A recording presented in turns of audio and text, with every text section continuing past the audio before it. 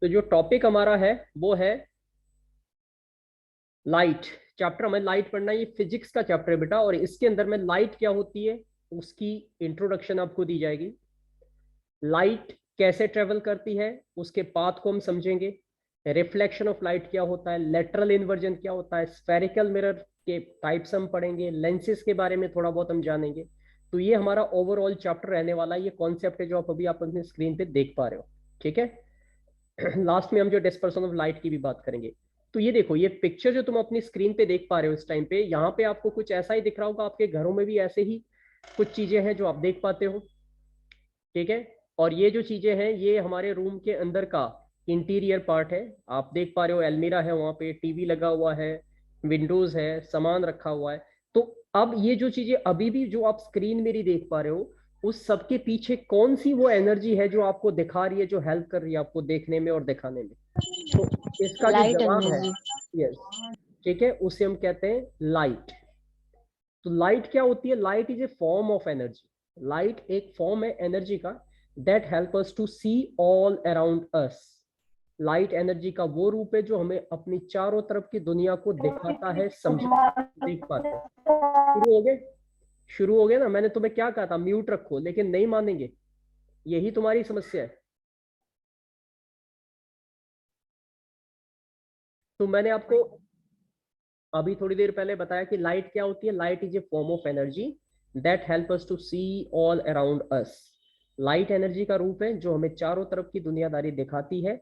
और ये जो आपको पिक्चर दिख रही है वो इसलिए दिख रही है क्योंकि वो लाइट ही है जो आपकी आंखों तक पहुंच रही है और आपके रेटिना पे पीछे एक इमेज बना रही है, और वही इमेज आपका ब्रेन समझ पा रहा है, पढ़ पा रहा है, ठीक है। आगे बढ़ते हैं। देखिए, अगर मैं लाइट बंद कर दूं कमरे की तो कुछ इस तरीके का सीन हो जाएगा आपके रूम में। मतलब चीजें बहुत धुंधली धुंधली, हल्की हल्की, क्योंकि लाइट बहुत कम होगी। तो यहां से ये क्लियर हो जाता है कि लाइट वो एनर्जी है जो आपको देखने में हेल्प करती है। रात के टाइम आप देख नहीं पाते हो बिकॉज वहां पे कोई लाइट नहीं होती है, सन नहीं होता है। दिन में आप देख पाते हो बिकॉज सन की लाइट होती है, या फिर आप कह सकते हो सन की वजह से जो ग्लेयर आती है वो हमें दिखाती है। घर के अंदर, रूम के अंदर आप देख पाते हो बिकॉज आपके बल्ब जल रहे होते हैं। तो याद रखिए, जब तक सोर्स ऑफ लाइट नहीं होगा आपकी आंखें चीजें नहीं देख सकती, क्योंकि वो जो लाइट है उन चीजों पे पड़ती है, वहां से रिफ्लेक्ट होती है, और आपकी आईज के अंदर जाके आंख के पीछे एक स्क्रीन है जिसे रेटिना कहते हैं, वहां पे उसकी इमेज बनती है। ओके। तो ये है लाइट का पूरे का पूरा आइडिया। ये देखिए, ये कुछ पिक्स है जिससे आप समझ सकते हो कि ये सारी चीजें अगर हम देख पाते हैं तो इसके पीछे एक ही चीज है जो हमें हेल्प करती है, दैट इज द लाइट, ठीक है। हिंदी में से हम प्रकाश कहते हैं।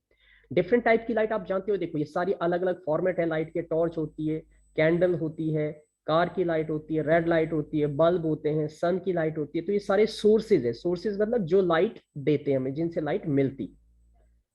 ओके।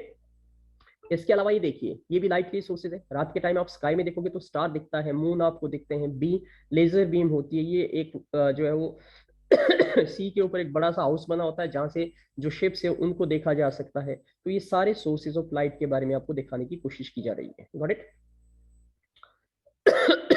अब है the package which gives us vision. तो वो कौन सी चीजें हैं जो आपको देखने में मदद करती है? सबसे पहले तो लाइट। वो लाइट कहाँ पहुंचती है? आपकी आईज में पहुंचती है। और आईज से कहाँ पहुंचती है? वो इमेज आपके ब्रेन में पहुंचती है। तो तीन चीजें बहुत जरूरी है किसी भी चीज को देखने के लिए, तभी आप लाइट की वैल्यू को समझ सकते हो। और वो तीन चीजों में से फर्स्ट है लाइट, सेकंड है आईज, और थर्ड है आपका ब्रेन। Thank you. समझ गए?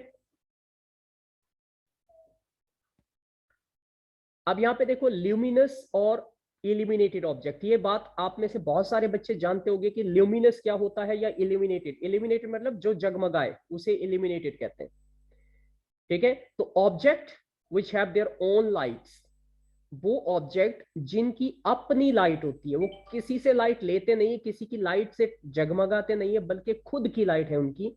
दे are known as luminous object.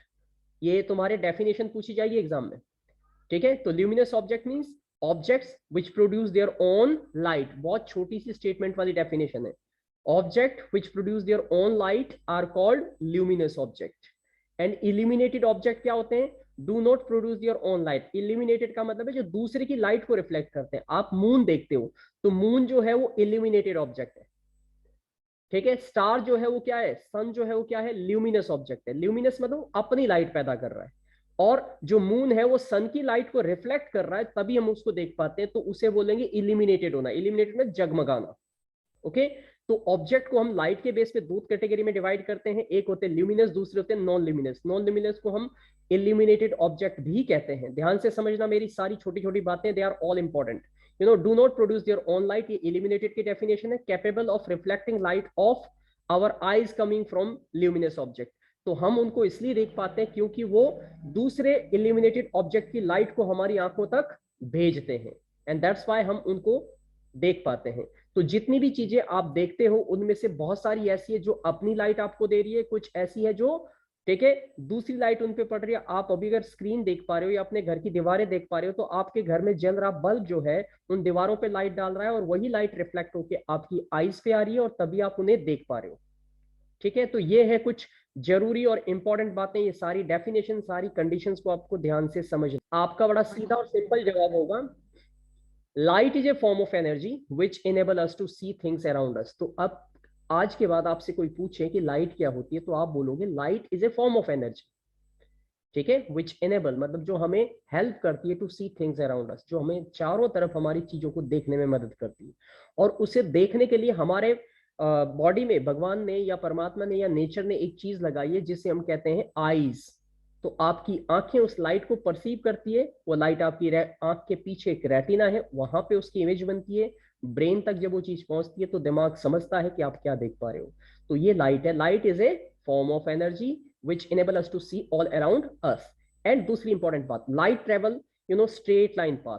Light bend नहीं होती, लाइट मुड़ के नहीं चलती, लाइट हमेशा सीधी चलती है। तो उसके रास्ते में अगर कोई भी चीज आएगी तो वो चीज अगर ओपेक हुई तो लाइट को रोक देगी, अगर ट्रांसपेरेंट हुई तो लाइट उसमें से क्रॉस हो। और इसी वजह से क्या बनती है, शेडो बनती है। ये छठी क्लास में आपने चैप्टर पढ़ा हुआ है शेडो, कि जब भी लाइट रुकती है किसी भी ओपेक ऑब्जेक्ट के साथ, तो वो लाइट रुकने की वजह से उस लाइट का जितना हिस्सा रुकता है उतने हिस्से पे एक शेडो बनती है, एक परछाई बनती है। ठीक है। तो लाइट का जो पाथ है वो हमेशा कैसा होता है, स्ट्रेट पाथ होता है, स्ट्रेट फॉरवर्ड चलती है, सीधी चलती है लाइट आपकी। Okay. Light travel in a straight line path. अब एक और इंपॉर्टेंट बात नोट करो, स्पीड जो लाइट की है बेटा, speed of light that is 3 into, ये स्टार का मतलब है मल्टीप्लाई, 10⁻⁸ जो स्पीड है लाइट की वो 3 इंटू 10⁻⁸ है। अगर मैं इसे सीधे शब्दों में समझाऊं तो स्पीड ऑफ लाइट जो है वो 30 करोड़ मीटर पर सेकेंड की स्पीड से चलती है।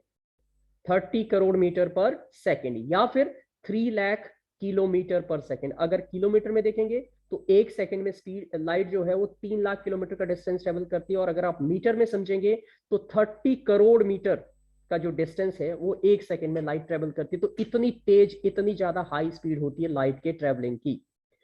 ठीक है। तुम्हें एक और बात बताऊं, सन से धरती तक जो लाइट आती है बेटा, वो लाइट 8 मिनट और लगभग 20 सेकंड में हम तक पहुंचती है। तो सन से धरती की दूरी जो है लगभग 15 करोड़ किलोमीटर है, और स्पीड ऑफ लाइट जो है 3 लाख किलोमीटर पर सेकंड है। तो उसके हिसाब से हम ये लगा सकते हैं कि सन से पहली रे जो निकलती है, लाइट की पहली जो रेडिएशन निकलती है, वो रे आपके धरती तक कितने समय में पहुंचती है, लगभग लगभग 8 मिनट 20 सेकंड में। हाँ श्रेया कुछ पूछ रही, हाथ खड़ा किया तूने, बताओ। तो सर अगर सन हुआ नहीं तो हमारे पास लाइट नहीं होगी और फिर हम कभी भी नहीं देख पाएंगे। बिल्कुल नहीं, रात को यही हालत तो होती है बेटा, फिर आपको सिर्फ अपने बल्ब और बिजली पे डिपेंड होना पड़ेगा। तो sun is the ultimate source of energy. धरती पे लाइट का या एनर्जी का सबसे बड़ा सोर्स सन ही है। ओके। Mute yourself now. अब अगला टॉपिक देखो बेटा, light travel along straight path. Light हमेशा सीधा चलती है। एक एक्टिविटी है जो आपकी बुक में भी मिलेगी। ये हमने कुछ कार्ड बना रखे हैं ऐसे करके, और इसमें हर एक कार्ड में इक्वल डिस्टेंस पे, यानी कि तीनों एक के साथ एक रखे और फिर इन्हें होल बना दिया हमने ऐसे करके। और हम क्या करने वाले हैं, इस एक्टिविटी से ये पता लगाने वाले हैं कि क्या लाइट सीधी चलती है या नहीं, या बैंड होती है। तो यहाँ पे देखिए, इस एक्टिविटी में हमने क्या किया, ये यहाँ से एक लेजर लाइट लगाई, और ये लेजर लाइट जैसे ही गई ये इनमें से ऐसे क्रॉस होके पार हो जाएगी। तो ये सीधी जा रही है ना। अब अगले स्टेप में हम क्या कर लेंगे, इनमें से एक कार्ड को डिस्प्लेस करके इधर उधर कर लेंगे, कहीं ना कहीं थोड़ा सा इसको साइड में से इधर उधर कर लेंगे ऐसे। अब देखो, अब हमारी जो लाइट होगी, ठीक है, वो लाइट अब आगे यहाँ इस वाले पहले कार्ड में से तो पास हो रही है, लेकिन दूसरे कार्ड में वो रुक गई है। और दूसरे कार्ड में अगर वो रुक गई, फिर से किसी बच्चे ने अपना म्यूट ओपन किया हुआ है, बंद करो। श्रेया बंद कर ले बेटा। तो मैं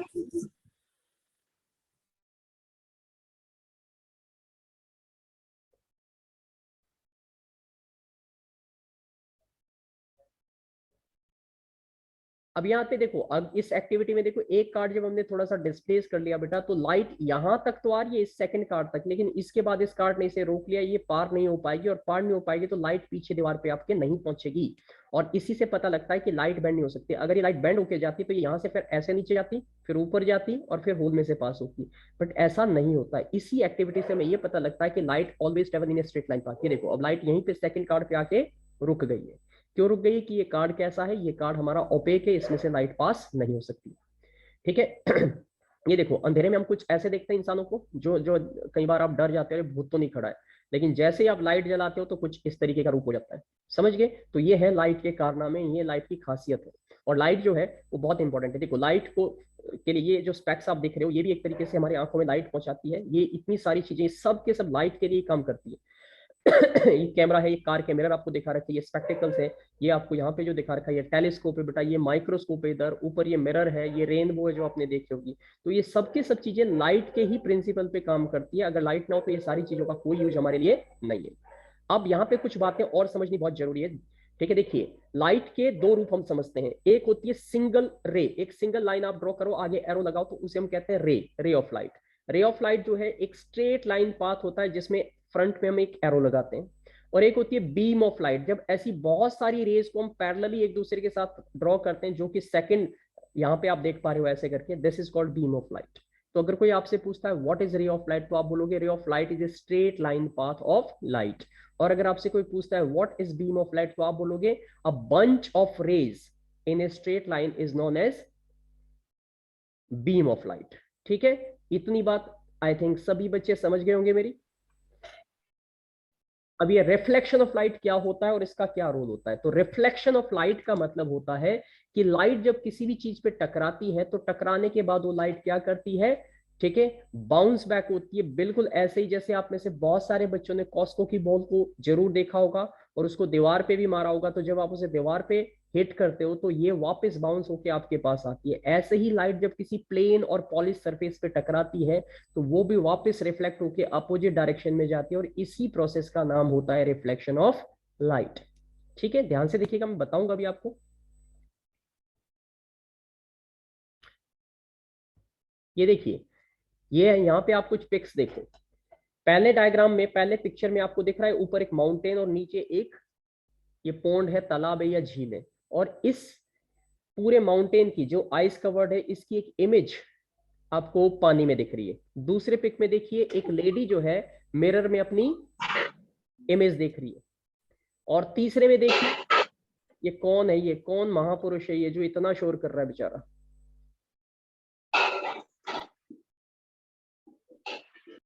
ठीक है, तो व्हाट इज लाइट या what is reflection of light की डेफिनेशन है कि बाउंसिंग बैक ऑफ अ रे of light when it strike a boundary between different media through which it can not pass is called reflection of light. अगर इतना याद नहीं रख सकते तो आप सिंपली ये कह सकते हो, बाउंसिंग बैक ऑफ लाइट रे when it strike on a surface is called reflection of light.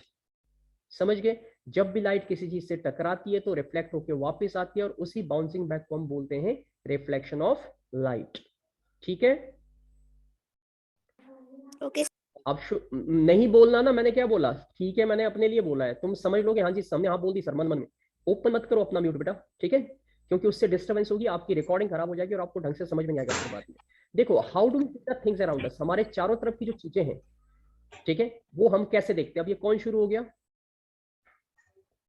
Light reflected from an object reaches our eyes. यहाँ देखिए, ये जो लेडी यहाँ पे देख रही है, ये जो लेडी यहाँ पे मिरर में देख रही है, इन ये इस चीज को इसलिए देख पा रहे, अपनी इमेज को इसलिए देख पा रहे क्योंकि ये इनकी आईज क्या कर रही है, इससे लाइट, यहां से देखो कोई लाइट आई होगी, इस इमेज पे टकराई होगी, इस फ्रेम पे, इस फ्रेम की लाइट को रिफ्लेक्ट करके इसकी आंखों पे भेज रहा है, इसीलिए ये लेडी इस पूरी पिक्चर को देख पा रही है, और इसीलिए आप अपने फोन की स्क्रीन को देख पा रहे हैं। ध्यान से समझना ये सारी बातें, बिकॉज ये सब चीजें अंडरस्टैंडिंग की से जिनको आपको समझना पड़ेगा।